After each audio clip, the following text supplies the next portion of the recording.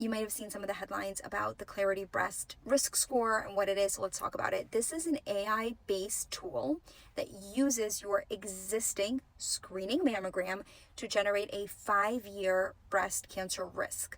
And so then based on that risk, you can decide, do I need additional screening, risk reduction measures, all of that. What's really cool about this test is that our traditional risk models are not great. They take into things like your age and family history, and some models look at breast density and reproductive and menstrual history, but they miss a lot of people. And so they are a tool, but they're certainly by no means perfect. What Clairity AI does is it was trained on millions of mammograms, validated on many, many patients using a diverse group of patients, and it is able to, using the patterns it's been trained on, to predict your 5-year breast cancer risk. Specifically, it analyzes imaging data at the pixel level. So it's very advanced. I think, talk about using AI for good. It's fairly new technology, and I believe only available in Massachusetts right now, but they're really working on bringing it to as many states as possible.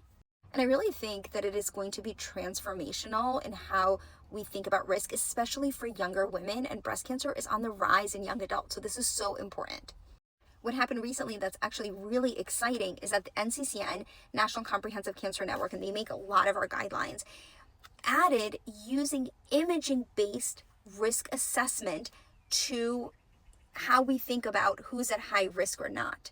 Someone gets an imaging-based risk assessment and their 5-year breast cancer risk is equal to or greater than 1.7%, they are considered to be at higher risk. And the guidelines now say that they can think about supplemental imaging with ultrasound or MRI. So this is huge. And with Clairity, you can take that test as early as age 35.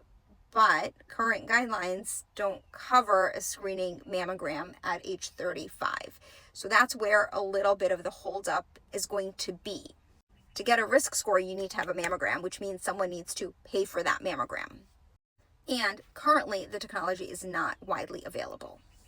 But I think it's really, really promising.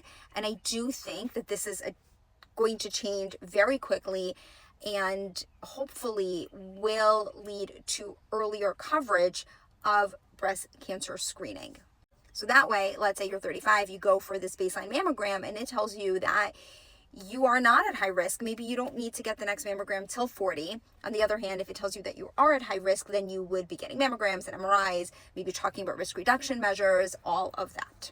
But it is an exciting, promising new technology, and it is great to see that the guidelines are starting to reflect it. Let me know your questions.